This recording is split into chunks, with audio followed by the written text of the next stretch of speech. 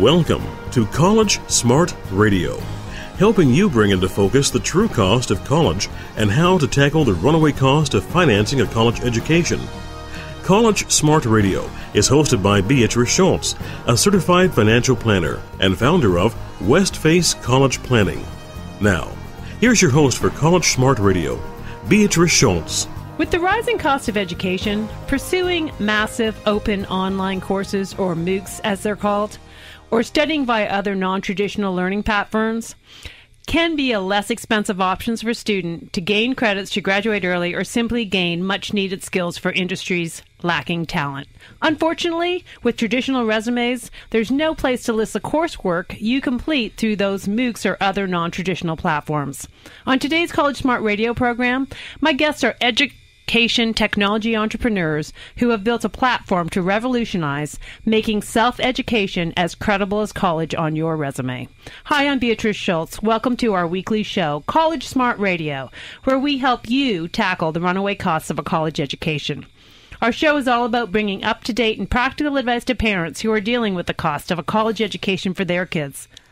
With some traditional private schools costing over $60,000 a year, a UC costing close to $35,000, and a California State University running $25,000 these days, parents need more help than ever. We bring you that help by sharing ways to pay less, tapping into financial aid, and prioritizing your source of funds to make sure you get through the most expensive years of your life. Based on my own education and experience, I share my insights with you week in and week out. I am a certified financial planner and the owner of the San Carlos-based college planning business, Westface College Planning. I host educational workshops on college planning and consult with parents on a daily basis.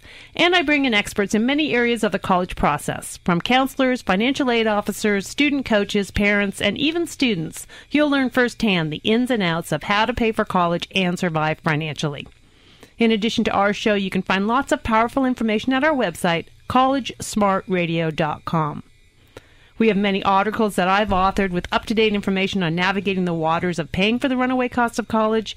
We have a monthly e-newsletter full of content about college planning, and we also have a link to our free community parent workshops and webinars that I host to teach parents about how to pay for college and how the financial aid system really works. Let's get started with today's show. My guests on today's show are Danny King and Alan Happenstall. They are both passionate lifelong learners and co-founders of Accredible, an online platform to showcase your knowledge to the world. Before that, they founded Entrepreneurs Durham as college freshmen in the UK, which grew to be a successful nonprofit to encourage and support entrepreneurship. As a result, they were invited to the British Houses of Lords and of Parliament to represent entrepreneurial student views.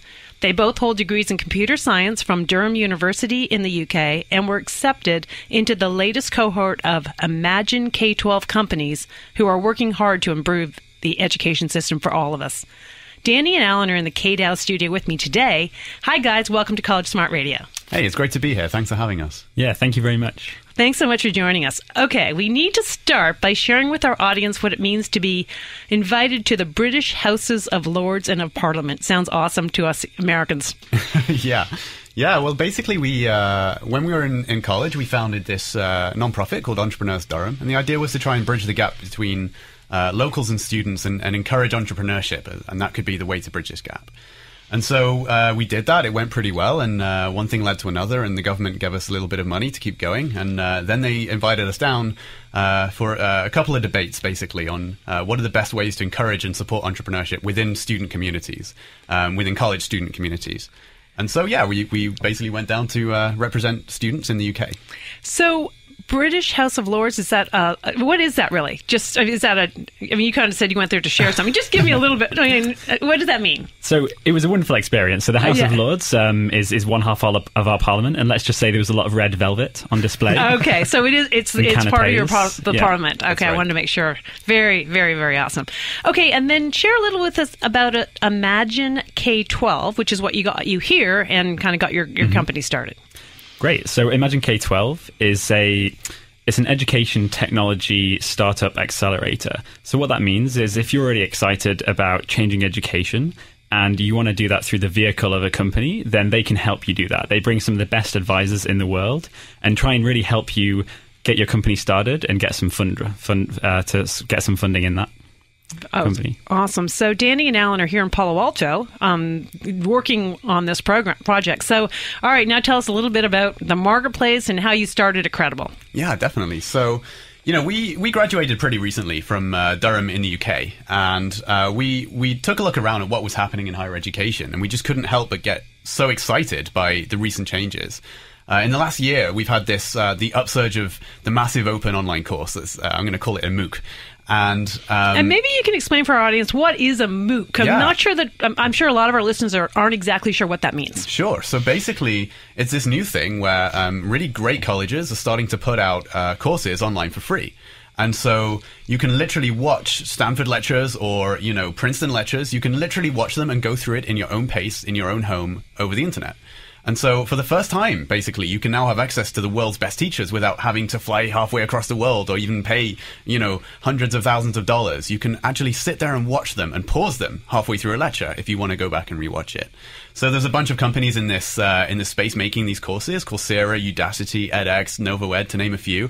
And basically, for the first time, you can start to take these courses in your own time and really become an expert without paying a penny. No. So these MOOCs are available for anyone. If you just Google it, you'll see where all these what companies are, I guess, organizing these courses, or it'd actually be on the Stanford website. If you wanted to watch one of the Stanford lectures or be a part of this or participate in this MOOC, how would you do it? That's right. Yeah, Googling it is probably the best way to go. So if you go, I think the two biggest companies, the two best places to start are probably Coursera and Udacity, and they list all the courses they have. But there are a bunch of other platforms too, and literally there are hundreds of courses you can take right now. So I've seen courses as varied as equine nutrition, so that's horse nutrition, all the way up to just astrophysics or just calculus. The choice is pretty much almost limitless, and pretty much no qualifications you need to take the course. Yeah, I mean, some of them have sort of suggested requirements, but you can try it. If it's too hard, it was free. You can stop. I think it's a great program. Awesome. Yeah. So how did that influence your choices of what did that make you think, or what they need? Because I interrupted you partway through that conversation. Yeah, sure. So, we started looking at that, and we were just so excited by the potential. This means that you can, if you're motivated, you can literally start to become an expert at anything if you really put in enough time. But what we also saw was that you can't really do, say, 18 of these and put it on your CV and claim that's as good as a degree. Or you can't even do 2 or 3 on top of your degree and put it on your CV with any confidence, really, because people just don't trust it as much. It's not a respect issue. These courses are from Harvard and Stanford and other great colleges too. But it's a trust issue with learning online. People don't know, when I say people, I mean employers. They don't know how much time you put into the course, or even if it was really you that actually did this course. And so we saw that as a great shame. We wanted to make it those courses that you can do online as credible as college on your CV. So we decided to start a company that basically lets you put your money where your mouth is and actually start to build a portfolio of evidence to prove that you've taken these online courses, still keeping it free, but making it more credible. All right. So tell me about it. Great. So Credible is a platform where you can essentially collect all of your learning, no matter where it was from, into one single place. So that can include your college degree. It could include the learning you do on MOOCs. It could include the reading you do in a library. And the idea is that you start with a blank slate for anything that you're learning. So say I'm learning Spanish, I'll start with a Spanish slate, and then I'll gradually add evidence and endorsements to that to add credibility. So typical evidence would include things like notes, assignments, videos maybe of me explaining the topics and showing that I understand them, coupled with things like endorsements from peers in the course or professors, evidence like that, which really helps convince employers and potential people looking at this slate that you do know what you're claiming to know. So how would someone do that? I mean, how would it work, I guess? If someone's listening and going, well, that's kind of neat. And if someone is listening at home and not in their car right now, where could they go to be able to kind of follow along with what we're talking about? Sure. So it's really easy. You just go to accredible.com and you sign up. It's all free. We don't charge students anything at all. And you basically, once you've got an account, you can say what courses you're taking or have taken. So in my case, I've done a degree in Durham in the UK, so I'd probably put that. But I've also done 2 or 3 MOOC courses, right? So I'd start typing those in after clicking Add a New Slate. And we help you to do that. It all sort of auto-completes as you start typing. And if we don't know about a particular thing, for example, maybe you speak Spanish or you play the guitar, you can also add just a sort of general slate. And then once you've added these slates, then you can start to literally just upload documents that you've which are proof of your learning. So it could be the work you've done, like Alan said, or you can even record videos from within a Credible right there and then to say, yeah, I know this, and this is me proving it to you that I know it. These are my explanations of these key concepts on the course. So it really is effectively a resume Yeah, in a little bit more of a high-tech way. It's kind of like a resume, but with proof behind the things you say on it. One of the big problems with resumes right now is that you can make all these claims and nobody really takes the resume too seriously. They have to still sit down and interview you because there's no proof behind each of these statements you make. For online courses, we need a lot of proof. For offline courses, probably less so. But even things like, well, myself, I speak Spanish. My mum is Spanish, but I've never, studied Spanish. I don't have any qualifications there. And for the first time, I can actually start to prove that. So it's kind of like a CV, but with proof behind it.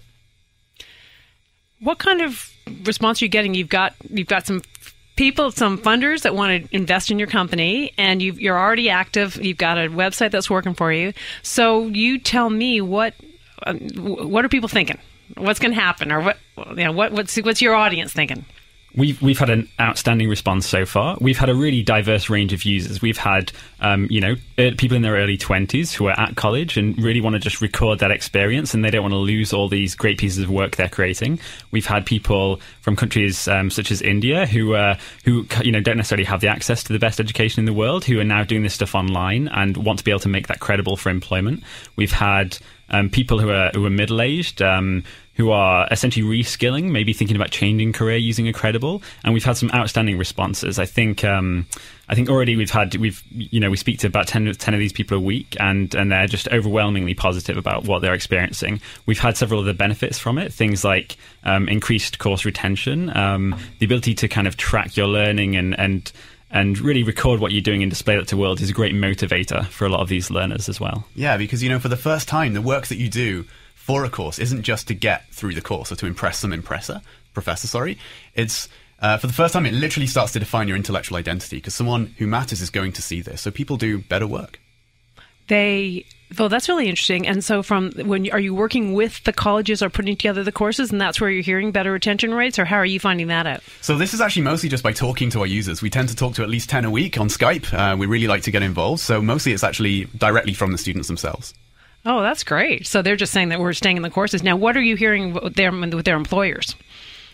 So we've already had some really positive responses in fields such as aerospace, the kind of fields where it's very difficult to really demonstrate what you know. And these are the perfect things for a Credible, where a user's able to use all these different tools to show what they know in a diverse setting rather than just a piece of paper. Hey, Alan, I feel bad. I'm going to have to interrupt you. You're with us on College Smart Radio, where my guests today are Danny King and Alan Happenstall from Credible. We'll be right back on College Smart Radio.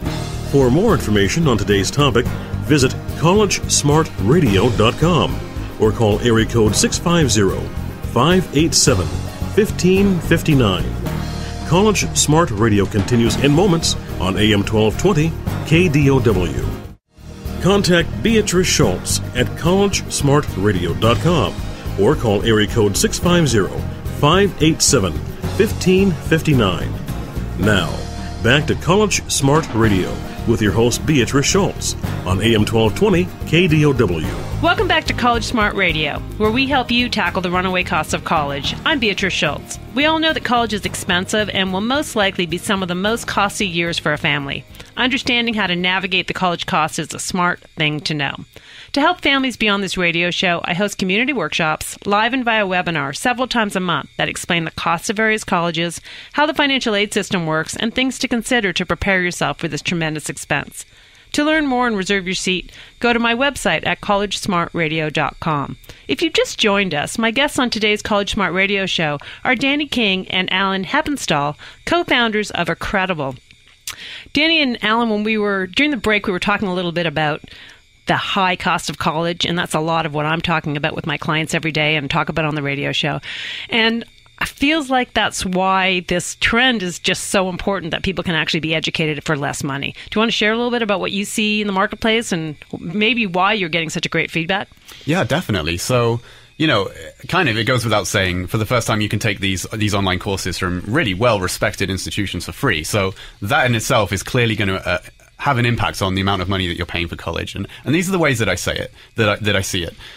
Firstly, it's about getting more bang for your buck, actually. You can, for the first time, actually take a course before you go to a college to see if you like that college, right? You can literally try before you buy. And that is pretty new, I think. And it's free to do that. And would you say that it's pretty reasonable expectation to see an online course by a college might be similar to what you see when you get to the college? I think it's Is there fair kind of enough. a culture for the college, so to speak? Yeah, I mean, I think that you can't just obviously translate it perfectly, but you know, it's going to be the same professor very often if you take the same subject. And yeah, you know, I think that you can use it as a bar of quality, or you can use it as a bar of, you know, is this right for me? So I think that's absolutely right.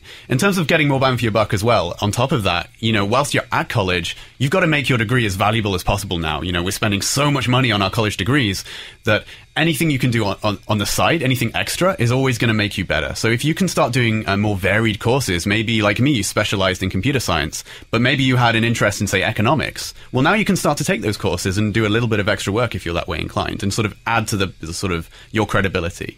But we are starting to see MOOCs using these massive open online courses as an alternative to some of the introductory courses in colleges. So San Jose State have run a trial with Udacity where you, for certain courses, you could actually take a course in advance, do it online for a much cheaper price. I think it was $150.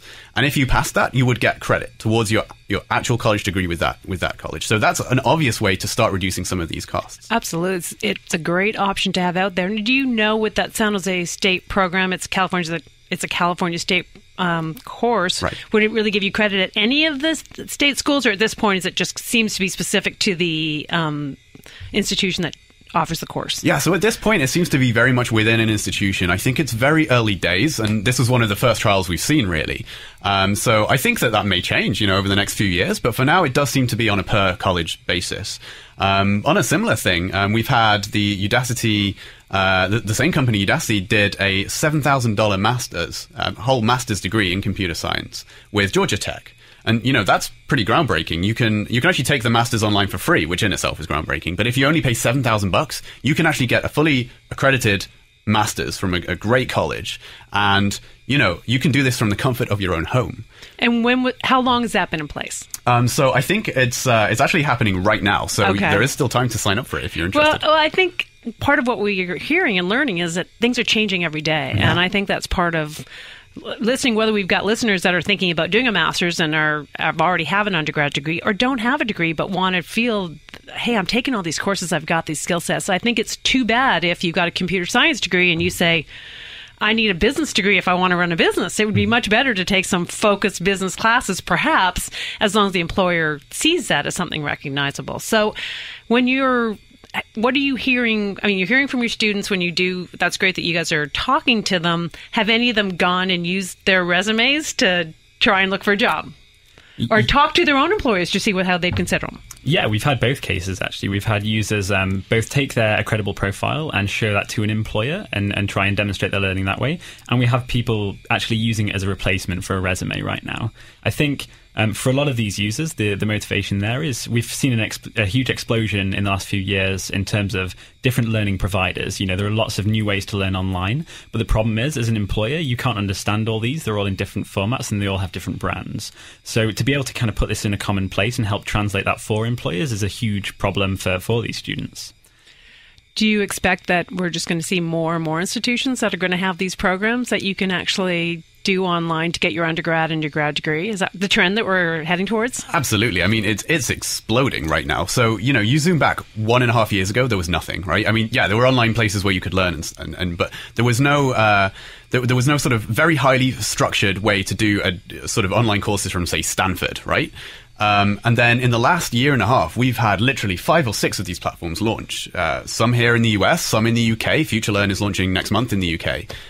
With, you know, they partnered with, I think, 13 very well-respected UK universities. We've had open learning in Australia. We're starting to see these MOOC platforms pop up in China. This is a trend that's going to keep going because, you know, for the first time, we can create courses from these great people, right? You can literally just get the best teacher in the world and make them do a course, and then you can keep rerunning that forever, right? So it's so cheap to do that. And then you can reach hundreds of thousands of students. The first MOOC course that was released had 180,000 students do that one course in its first running. Wow. That's more students than a professor will usually reach in their entire lifetime. So yeah, we're going to see a huge explosion of this, and it's going to be more varied and diverse. And that course was an artificial intelligence course, so it's quite a specialist course as well. You wouldn't expect such a broad audience for a course like that. Right. I think when I started off this show and I talked about how much it costs to go to college, and we think about the total cost of attendance, which is tuition, books, and I don't know, with these MOOCs, do you actually have books, or does it tend to be more online textbooks that are available? I don't know what the answer is to that. It's mostly always free online stuff. Some do have books, but they're not always required. And mostly it's free, actually. So we think about the fees of being at a facility. We think about the books and the room and board, if you can do it from home, and the trend of this horrible student loan debt that's piling up. Feels like this is absolutely the way it's going to go, and the trick's going to be for our people who kids and young adults and old adults who are trying to educate themselves to figure out where they are. So is that part of what you also offer through Credible? Can you go on there to find out what kind of courses are available on your site, or do you link in with any of those providers? We've started working with a couple of providers. One in particular is Open Learning, which is an Australian MOOC provider. And we're working on building a good course directory right now, which should really enable students to schedule and find their courses. But we don't have that right now. There is a number of services which do provide that. Well, that's interesting that you say schedule. So there are some courses that you actually have to be live to participate in the course. Is that how it works with some of the MOOCs? That's right. There's kind of two rough models where, there's either a self-paced one that you can do, you can take months if you want to, or you can do it all in 5 days if you really went for it.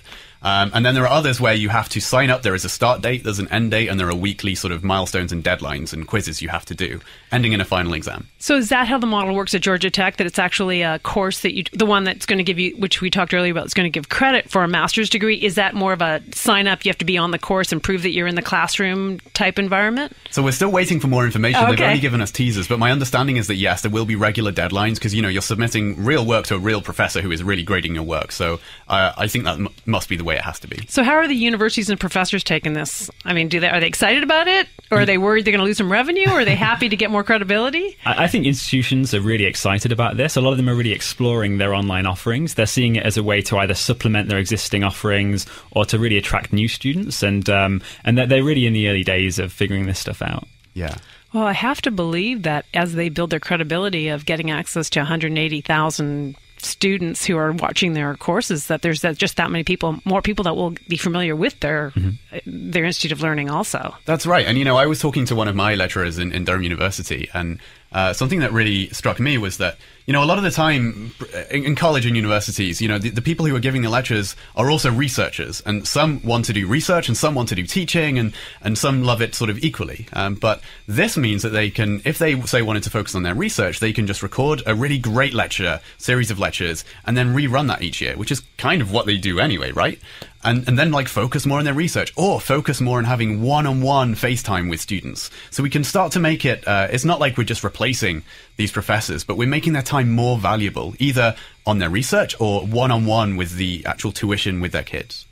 I think I can completely understand that, how the professors might, most of them would probably engage in it. I think most of them want to do research more than teach anyways. I guess it depends on the professor. Yeah, exactly. Well, that's very true. I think but some of the better professors would rather not be in the classroom. So share with the audience how they can use the service and get access to Credible. We've probably got about a minute to go on the show. Yep. So it's very simple. Just go to credible.com and sign up. We guide you through the entire process, collect all your learning, and it's as easy as that. So when you say that, let's just a little bit more elaborate. So you would set up to kind of create your resume, your slate, right? And then you kind of enter different sections in. And would some be a video? Would some be a PowerPoint presentation? I mean, what kind of software do you use in that process? So you can actually do a lot through the Credible platform itself. You can record videos right there. You can upload any type of file from your computer. And we really help guide you through this process as you go along. So depending on what learning you're doing, we help you based on that particular type of learning. And when you say you help, it's an online kind of answer question system? Yeah. I mean, that where there's a help guide or a wizard that takes you through it, so to speak? Yeah, very much like a wizard. Okay, well, a link to the Credible website with links to those sample slates and profiles is going to be available on my College Smart Radio website, so check it out. Danny and Alan, thanks so much for joining me on College Smart Radio today and sharing your passion and teaching us a lot about the MOOCs, which I'm sure we're going to be talking again about what's happening with the trend. Thanks for having us, Beatrice. Yeah. Well, that wraps up another weekly show of College Smart Radio. We hope you picked up some new information today that helps you figure out ways to manage the runaway costs of college. You can hear us each week here on KDOW 1220 AM Saturdays at 3 p.m. We promise to bring you up-to-date information from the front lines of helping parents deal with the most expensive years of their lives. For a link to a podcast of this show and our prior weekly shows, go to our website, collegesmartradio.com. This is Beatrice Schultz. Thanks for tuning in to College Smart Radio. We look forward to sharing more helpful information with you next week.